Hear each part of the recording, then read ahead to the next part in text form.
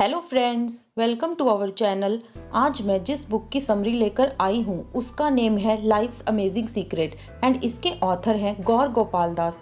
गौर गोपाल दास एक इंजीनियर थे। 1996 में वो अपनी जॉब छोड़कर इस्कॉन से जुड़ गए। आज वो एक मोटिवेशनल स्पीकर हैं जो लोगों को जीवन जीने का सही तरीका बताते हैं। एज अ राइटर ये उनकी पहली बुक है। ये बुक 2018 में पब्लिश हुई थी। ये बुक हमें अंदर और बाहर की दुनिया का बैलेंस बनाना सिखाती है एंड हमें बताती है कि लाइफ का बैलेंस बनाकर कैसे हम अपनी लाइफ को हैप्पी एंड सेटिस्फाइड बना सकते हैं। स्टार्ट करने से पहले जल्दी से हमारे चैनल को सब्सक्राइब करके बेल आइकन प्रेस कर दीजिएगा। Let's start. ऑथर लाइफ को एक मोटर व्हीकल की तरह बताते हैं। जिस तरह कार का बैलेंस बनाए रखने के लिए 4 टायर जरूरी हैं, उसी तरह लाइफ का बैलेंस मेंटेन रखने के लिए भी इन 4 क्रूशियल एरियाज में बैलेंस बनाए रखना ज़रूरी है। ये 4 एरियाज हैं personal life, relationships, work life and social contribution and spirituality. इस गाड़ी की स्टीयरिंग व्हील की तरह है जिसके बिना हम गाड़ी को सही डायरेक्शन में चलाने का सोच भी नहीं सकते। ऑथर बताते हैं ग्रेटिट्यूड की फीलिंग रखना एक हेल्दी और हैप्पी लाइफ के लिए बहुत ज़रूरी है। बट प्रॉब्लम ये है कि लोगों का माइंड दुख और गुस्से वाली इंसिडेंट्स को भूलता ही नहीं, इसलिए लोग अपनी लाइफ में थैंकफुल हो ही नहीं पाते। ऑथर मानते हैं कि लाइफ में थैंकफुल होना इतना आसान नहीं है, बट अगर हम कोशिश करें तो ये पॉसिबल है। आप हर दिन बस 10 मिनट निकालिए एंड किसी डायरी में हर दिन की उन बातों को नोट कीजिए जिसके लिए आप थैंकफुल हो। वो कोई भी बात हो सकती है, जैसे किसी पुराने फ्रेंड का अचानक से मिल जाना या आपका कोई रुका हुआ काम अचानक से बन जाना। ये आप डेली करें तो आप देखेंगे कि ग्रेटिट्यूड की फीलिंग अपनी लाइफ में लाने से आपकी life healthy, happy and fulfil हो जाएगी। क्या आप व्हाट्सएप के फाउंडर ब्रायन एक्टन की स्टोरी जानते हो? उन्होंने 12 ईयर्स तक पहले एप्पल और फिर याहू के लिए खूब मेहनत करी। उसके बाद ब्रायन ने अपने एक फ्रेंड जैन कॉम के साथ कहीं घूमने का प्लान बनाया। फिर उन्होंने 1 साल साउथ अफ्रीका में बिताया। फिर जब वो वापस आए तो उन्हें कहीं जॉब नहीं मिली। फेसबुक एंड ट्विटर दोनों ने ही उनके एप्लीकेशन रिजेक्ट कर दिया, बट इस रिजेक्शन से वो कभी भी अपनी लाइफ से निराश नहीं हुए। उन्होंने अपना काम जारी रखा। उनकी इसी जोश और लगन का नतीजा व्हाट्सएप के रूप में उन्हें मिला। जिस फेसबुक ने कभी उन्हें जॉब देने से मना कर दिया था, उसी को ब्रायन ने $19 बिलियन में व्हाट्सएप बेचा।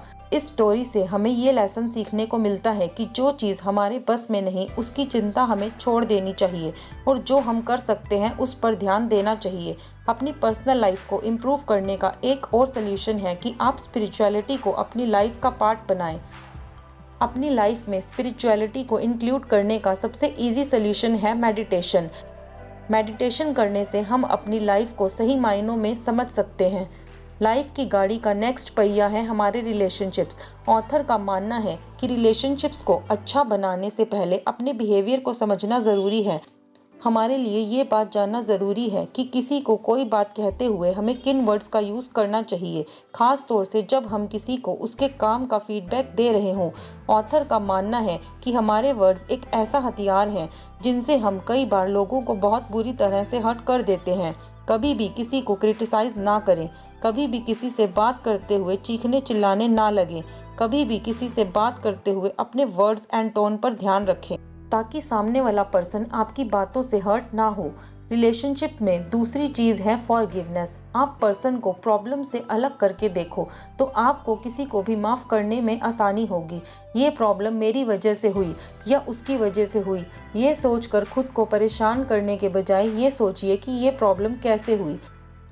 ऐसा करने से आपके लिए प्रॉब्लम को सॉल्व करना आसान हो जाएगा एंड आपके लिए दूसरों को माफ़ करना भी आसान हो जाएगा। अब लाइफ की गाड़ी का नेक्स्ट पहिया आता है हमारी वर्क लाइफ। हमारे वर्क प्लेस पर कंपटीशन का होना नेचुरल है, बट एक स्ट्रेस फ्री लाइफ के लिए हमारी लाइफ में एक हेल्दी कंपटीशन होना चाहिए। आपका कंपटीशन हमेशा अपने आप से होना चाहिए, दूसरों से नहीं। यही एक हेल्दी कंपटीशन है।